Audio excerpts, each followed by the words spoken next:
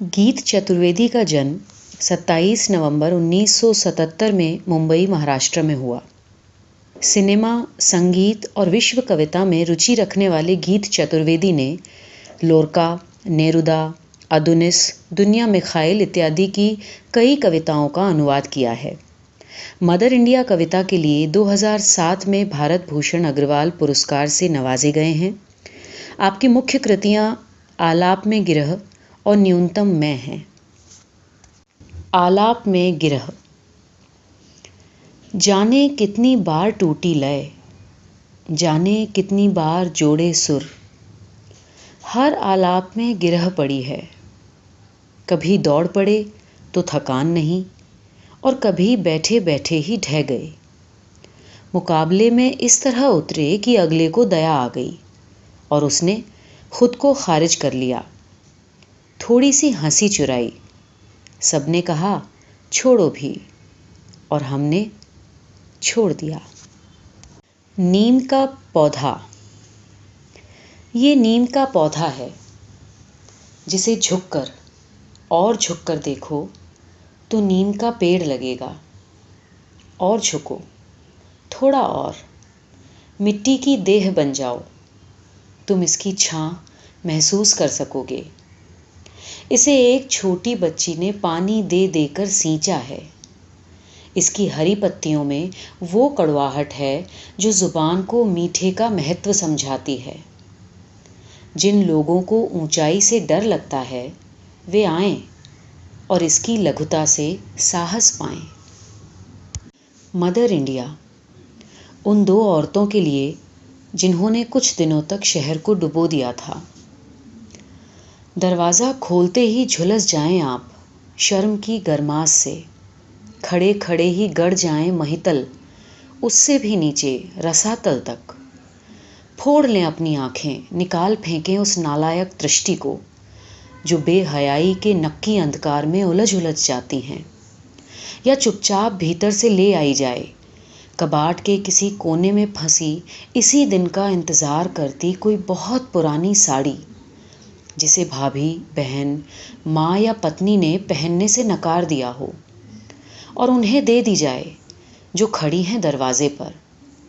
मांस का विभत्स लोथड़ा, सालिम बिना किसी वस्त्र के अपनी निर्लज्जता में सकुचाई, जिन्हें भाभी, माँ, बहन या पत्नी मानने से नकार दिया गया हो।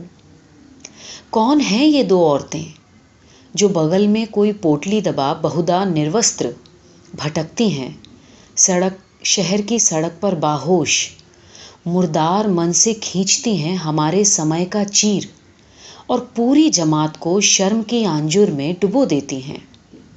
ये चलती हैं सड़क पर तो वे लड़के क्यों नहीं सीटी बजाते जिनके लिए अभिनेत्रियों को यौवन गदराया है। महिलाएं क्यों ज़मीन फोड़ने लगती हैं। लगातार गालियां देते दुकानदार काउंटर के नीचे झुक झुक कर ढूंढने लगते हैं। और वो कौन होता है जो कलेजा गर्क कर देने वाले इस दलदल पर चल फिर उन्हें ओढ़ा आता है कोई चादर, पर्दा या दुपट्टे का टुकड़ा। ये पूरी तरह खुली हैं खुलेपन का स्वागत करते वक्त में। ये उम्र में इतनी कम भी नहीं, इतनी ज़्यादा भी नहीं।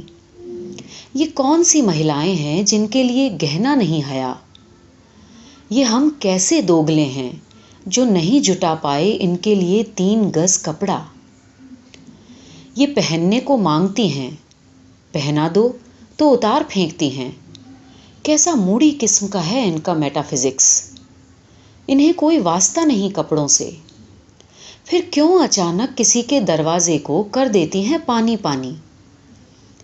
ये कहाँ खोल आती हैं अपनी अंगिया चनिया। इन्हें कम पड़ता है जो मिलता है, जो मिलता है कम क्यों होता है। लाज का व्यवसाय है मन मैल का मंदिर।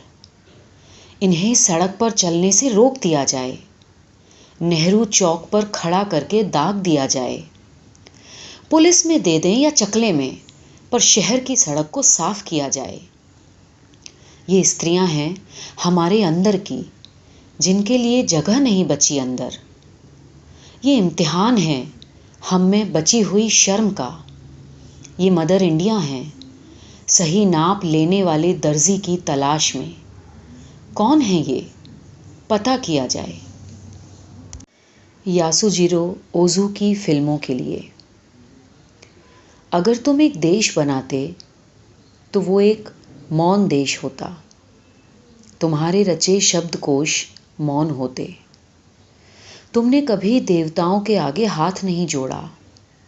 ताउम्र तुम एक दृश्य रचते रहे। उनमें तुम मानसिक आंसुओं की तरह अदृश्य रहे। अर्थ की हर तलाश अंततः एक व्यर्थ है। इस धरती पर जितने बुद्ध, जितने मसीहा आए, इस व्यर्थ को कुछ नए शब्दों में अभिव्यक्त कर गए। माँ की तरफ से मैं पीड़ा का वंशज हूँ, पिता की तरफ से अकेलेपन का। जब भी मैं घर की दहलीज लांघता हूँ, मैं एकांत का इतिहास लांघता हूँ। गुप्त प्रेमी मरकर कहाँ जाते हैं? सड़क की तरफ खुलने वाली तुम्हारी खिड़की के सामने। सड़क की तरफ खुलने वाली तुम्हारी खिड़की के सामने लगे खंबे पर बल्ब बनकर चमकते हैं। उनके मर चुकने की खबर भी बहुत बहुत दिनों तक नहीं मिल पाती। मृत्यु का स्मरण तमाम अनैक्य का शमन करता है। मेरी आंखें मेरे घुटनों में लगी हैं। मैंने जीवन को हमेशा विनम्रता से झुक कर देखा। थके कदमों से एक बूढ़ा सड़क पर चला जा रहा। वो विघटित है। उसके विघटन का कोई अतीत मुझे नहीं पता। मैं उसके चलने की शैली को देख उसके अतीत के विघटन की कल्पना करता हूँ। वो अपनी सज़ा काट चुका है। कोई फर्क नहीं पड़ता कि जज साहब उसे बाइज्जत बरी कर दें। जो कहते हैं भविष्य दिखता नहीं, मैं उन पर यकीन नहीं करता। मैं अपने भविष्यों को सड़कों पर भटकता देखता हूँ। उसी तरह मेरे भविष्य मुझे देख अपना अतीत जान लेते हैं। मैं वो शहर हूँ जिसकी वर्तनी व उच्चारण बार बार बदल देता है एक ताकतवर राजा। ये मेरी देह का भूगोल है। मैं आईने के सामने जब भी निर्वस्त्र खड़ा होता हूँ, मुझे लगता है मैं एक भौगोलिक असफलता हूँ। प्रेम कविता। आत्महत्या का बेहतरीन तरीका होता है इच्छा की फिक्र किए बिना जीते चले जाना। 5000 वर्ष से ज़्यादा हो चुकी है मेरी आयु। अदालत में अब तक लंबित है मेरा मुकद्दमा। सुनवाई के इंतज़ार से बड़ी सज़ा और क्या। बेतहाशा दुखती है कलाई के ऊपर एक नस। हृदय में उस कृत्य के लिए क्षमा उमड़ती है जिसे मेरे अलावा बाकी सब ने अपराध माना। संविधान की किताब में इस पर कोई अनुच्छेद नहीं। सारे सिकंदर घर लौटने से पहले ही मर जाते हैं। सारे सिकंदर घर लौटने से पहले ही मर जाते हैं। दुनिया का एक हिस्सा हमेशा अनजीता छूट जाता है। चाहे कितने भी होश में हों, मन का एक हिस्सा अनचित्ता रहता है। कितना भी प्रेम कर लें, एक शंका उसके समांतर चलती रहती है। जाते हुए का रिटर्न टिकट देख लेने के बाद मन में हूक मचती है, कम से कम एक बार तो ज़रूर ही, कि जाने के बाद लौट के आने का पल आएगा भी या नहीं। मैंने ट्रेनों से कभी नहीं पूछा कि तुम अपने सारे मुसाफिरों को जानती हो क्या। पेड़ों से ये नहीं जाना कि वे सारी पत्तियों को उनके फर्स्ट नेम से पुकारते हैं क्या। मैं जीवन में आए हर एक को जानना चाहता था। मैं हवा में पंछियों के परचिन्ह खोजता, अपने पद चिन्हों को अपने से आगे चलता देखता। तुम में डूबूंगा तो पानी से गीला होऊंगा, न डूबूंगा तो बारिश से गीला होऊंगा। तुम एक गीले बहाने से अधिक कुछ नहीं। मैं आसमान जितना प्रेम करता था तुमसे, तुम चुटकी भर। तुम्हारी चुटकी में पूरा आसमान समा जाता। दुनिया दो थी, तुम्हारे वक्षों जैसी। दुनिया तीन भी थी, तुम्हारी आँखों जैसी। दुनिया अनगिनत थी, तुम्हारे ख्यालों जैसी। मैं अकेला था, तुम्हारे आंसू के स्वाद जैसा। मैं अकेला था, तुम्हारे माथे पर तिल जैसा। मैं अकेला ही था। दुनिया भले अनगिनत थी जिसमें जिया मैं। हर वो चीज़ नदी थी मेरे लिए जिसमें तुम्हारे होने का नाद था। फिर भी स्वप्न की घोड़ी मुझसे कभी सधी नहीं। तुम जो सुख दे देती हो उससे जिंदा रहता हूँ। तुम जो दुख देती हो उससे कविता करता हूँ। इतना जिया जीवन, कविता कितनी कम कर पाया। खुशियों के गुप्तचर। एक पीली खिड़की इस तरह खुलती है जैसे खुल रही हों किसी फूल की पंखुड़ियाँ। एक चिड़िया पिंजरे की सलाखों को ऐसे कुतरती है जैसे चुग रही हो अपने ही खेत में धान की बालियाँ। मेरे कुछ सपने अब सूख गए हैं, इन दिनों उनसे अलाव जलाता हूँ। और जो सपने हरे हैं उन्हें बटोर कर एक बकरी की भूख मिटाता हूँ। मेरी भाषा का सबसे बूढ़ा कवि लाइब्रेरी से लाया है मोटी किताबें। चौराहे पर बैठ सोने की अशर्फियों की तरह बांटता है शब्द। मेरे पड़ोस की बुढ़िया ने ईजाद किया है एक यंत्र जिसमें आंसू डालो तो पीने लायक पानी अलग हो जाता है और खाने लायक नमक अलग। एक माँ इतने ममत्व से देखती है अपनी संतान को कि उसके दूध की धार से बहने लगती हैं कई नदियाँ, जो धरती पर बिखरे रक्त के गहरे लाल रंग को प्रेम के हल्के गुलाबी रंग में बदल देती हैं। नाम। अगर हर रोज़ मैं एक अक्षर लिखूं तो मुझे 14 दिन लगेंगे अपना नाम लिखने में। मैं सच में इतना ही धीमा लिखता हूँ। मेरे नाम में संगीत है और छंद है, और दोनों ही बिना रियाज के नहीं सधते। बचपन से लिख रहा हूँ, फिर भी कभी कभार अपने नाम की वर्तनी में गलती कर देता हूँ। मुझे ठीक से याद है वर्तनी, लेकिन टाइप करते समय मेरी उंगलियां मेरे समय से ज़्यादा जल्दबाज हो जाती हैं। बहुत सारे नाम मेरे भीतर दफन हैं, उन्हें मैं अपनी ज़बान पर नहीं आने देता। मैं नामों का कब्रिस्तान हूँ। एक नाम तुम्हारा है, जल पाखी की तरह तैरता रहता है सतह पर। कभी कभी मेरी देह के जल पर चोंच मारता है। दुनिया के सबसे शांत तालाब में भी पड़ सकती है भंवर। उसके करीब जाकर कोई एक नाम पुकार के तो देखो। अपनी कलाई की त्वचा को होठों से लगाकर मैंने कई बार पुकारा है तुम्हारा नाम, मेरा नाम। दोनों एक जैसे गूंजते हैं। भाषा में एक नया समास बनाएं। जब हमारे नाम साथ पुकारे जाएं, बशर्ते तुम्हारे और मेरे नाम के बीच या न हो, हमेशा और हो। आखिरी सांस। जाते जाते पलटकर देखा उसने और रुकते रुकते भी चमककर पूछ लिया, क्यों मियाँ आशिक, इतने बरस जी लिए, जिंदगी का क्या किया? सबकी नज़रें बचाकर उससे नज़रें मिलाईं और बिना रुके दमक कर बोल दिया, आधी रोटी कमाई, मिल बांटकर खाई, और खुश हूँ कि गालिब का एक शेर आधा तो समझ लिया। आलसी कवियों की स्तुति में। दिन में महज 2-4 मिनटों के लिए ही याद आता है कि हम पिता भी हैं। दिन में महज 2-4 मिनटों के लिए ही हम कवि होते हैं। अगली कविता लिखने तक हर कोई होता है भूतपूर्व कवि। आलसी कवि दूसरे कवियों से कहीं बेहतर होते हैं।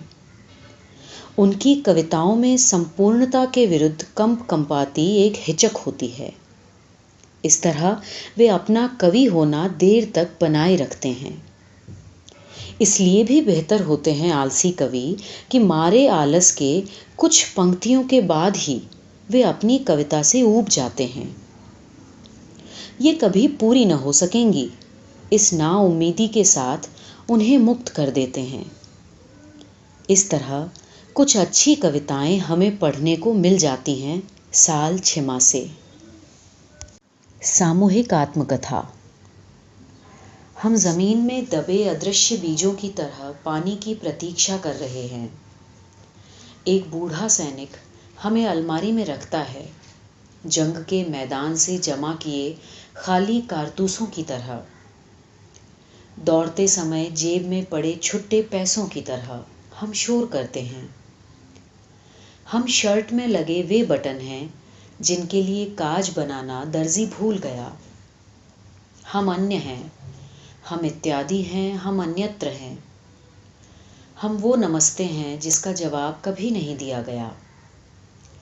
लगतक कपड़ों से सजा है हमारा समय। हम समय के फटे हुए अंतर्वस्त्र हैं। हमसे कहा जाएगा अपनी ही परछाई की छांव में विश्राम करो। जो कोई हमारी आंखों में झांकेगा उसे विशाल जल प्रपातों का पोस्टर दिखेगा। हमारी देह पर्यटन स्थल होगी। हमारी कोख में फेंक जाएंगे सैलानी अपनी प्लास्टिक की बोतलें। एक दिन हम कहेंगे कि हम नंगे हैं और राजा को लगेगा कि हमने उसे नंगा कह दिया। वो हमारी पीठ पर कोड़े मारेगा, उन जख्मों से फूल खिलेंगे। राजा को उपाधि मिलेगी, ईश्वर का सबसे प्रिय माली, और हमें किसी मंदिर की मूरत पर चढ़ा दिया जाएगा। मुस्कुराते हुए जिस बिंदु पर हम खत्म होंगे, ठीक वहीं से फिर शुरू हो जाएगी हमारी कविता। हम फिर अदृश्य बीज बन जाएंगे। धरती हमारी उगन का आख्यान रचेगी। एक तारा बजाकर एक जोगी हमारी कहानी गाएगा। किसी नदी के घाट पर जलते दियों की तरह हम तैरते रहेंगे, उसी नदी के पाट पर। सौदागर। मैंने चुन चुनकर घाटे के सौदे किए। मैं अच्छा सौदागर कभी नहीं रहा। मैंने किस्म किस्म के तरह तरह के गीत बेचे, पर कविता पाठों में जाने से इनकार कर दिया। मैंने अपने गीत पहाड़ों को बेचे, पत्थरों को बेचा, समंदर को बेचा। पत्थरों की स्मृति सबसे मजबूत होती है। खेल खेल में ही बचाए रखता है वो हजारों साल पुराने निशान, और बदले में दरारों का कंठहार पाता है, हथौड़ों का पारितोषिक। मैंने पत्थर को अपना गुरु बनाया। एक मामूली कवि और बेहद खराब सौदागर बन पाया। अपनी रातों से बेहद सस्ता सौदा किया मैंने। कई बार सिर्फ आधी पंक्ति के दाम पूरी की पूरी रात ही बेच दी। अपना प्रेम मैं कभी बेच नहीं पाया। मैंने कोई बहुत ज्यादा कीमत भी नहीं मांगी थी कभी।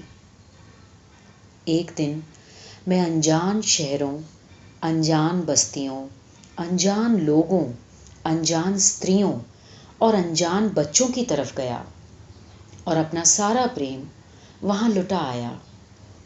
मेरे प्रेम के बदले प्रेम या कोई चीज देने का कभी मन भी करेगा उनका, तो वे मुझे कभी खोज नहीं पाएंगे। मैंने अपना पता कहीं नहीं छोड़ा। मेरे पास कोई बिजनेस कार्ड भी नहीं था। इस तरह हल्का किया मैंने 5 फुट 8 इंच की इस दुकान का वजन। बुद्ध का खालीपन मेरे खीसे में रहता है।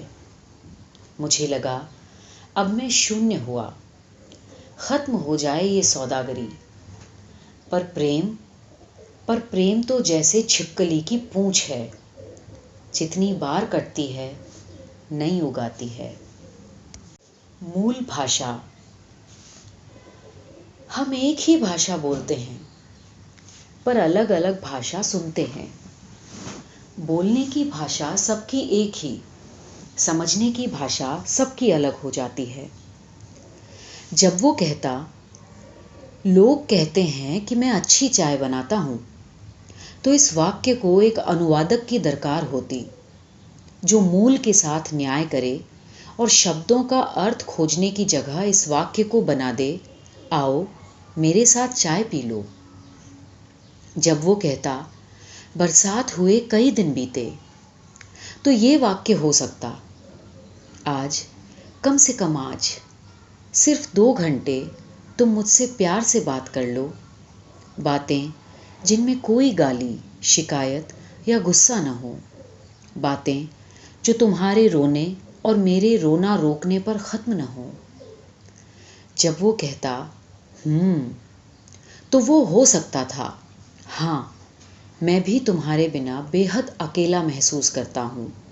उस दिन जब तुम चली गई थी, मैंने आत्महत्या के 5 विकल्पों पर विचार किया था। वो अनकहे को ताकतवर मानता था। उसे अनकहा ही छोड़ देने का सुंदर, अनकहे का अर्थ जानने के लिए कविता को 4 बार पढ़ा जा सकता, जीवन को नहीं। ये बोलने की मूल भाषा की ही नहीं, सुनने की मूल भाषा की भी नाकामी है। परंतु ऐसे अनुवाद हो न पाए। ज़रूरी होता है कई बार अपनी भाषा से अपनी ही भाषा में अनुवाद। एक अच्छा अनुवादक बना सकता है जीवन को कई गुना बेहतर। 27 नवंबर 2015। 2 पंक्तियों के बीच जो खाली जगह है, वहाँ की हवा को अपने फेफड़ों में भरता हूँ। सांस ही नहीं, नाक से अर्थ भी लेता हूँ। पढ़ना जिंदगी के साथ गाया ड्यूएट है। लिखना हर बार अपने लिए एक नई मृत्यु की तलाश। जब भी पूर्ण विराम लगाता हूँ, खुद को अलविदा कहता हूँ। इस जिंदगी को तीर्थ यात्रा की तरह जीता हूँ। जी लिया तो ठीक, वरना किसको पड़ी है। तीर्थ पर गए लोगों का इंतजार नहीं किया जाता। मैं मीठा नहीं बोल पाता, क्योंकि मैं नदियों से नहीं आया, मैं समंदर से आया हूँ। समंदर के शहर में जन्मा और नदियों के शहरों में भटका। मैंने अपनी यात्राएं उल्टे चलकर की हैं। मैंने बड़े बड़े पुल पार किए, अनदेखे, असोचे। तब मेरे हाथ में कोई सूटकेस नहीं होता था। मन में चलती रहती थी एक कविता। मैंने बड़ी से बड़ी दूरी महज कविता के ज़रिए पार की, और कुछ नहीं। मेरे पास फ़कत एक दिल है, किसी महिला की ना जितना मजबूत, जिसके नीचे मधुमक्खियाँ फूलों की स्मृतियाँ जमा करती हैं। जाने पहचाने स्टेशनों से चुपचाप निकल जाती हैं। अनजान खेतों को देख हॉर्न बजाती है मेरी ट्रेन। हवा अपनी नीली आवाज़ में गाती है। भटकता हुआ एक अज्ञात शहर पहुंच जाऊं, गौर से देखूं हर गली और बुदबुदाऊं, खुदाया रास्ता तो भूल गया। पता पूछने के लिए कहीं दस्तक दूं, तो दरवाज़ा खोले बचपन की मेरी प्रिय लड़की, जो अब भी बड़ी नहीं हुई, पोल्का डॉट्स की फ्रॉक पहने उनिंदी खड़ी हो। जितनी भाषाएं जानता हूँ, उतनी में घर की याद आती है और अलग अलग वर्तनी में आती है, जबकि हर भाषा के भीतर मैं बेघर हूँ। मेरे पास जीवन जीने का 38 साल का अनुभव है। हो सकता है 39वें साल किसी एक रोज़ ये सारा अनुभव धरा का धरा रह जाए, किसी काम न आए। ज़्यादा सोचो मत, जिंदगी तो हमेशा ऐसी ही होती है। पर आज शाम मैं तुम्हें चॉकलेट खरीद दूंगा।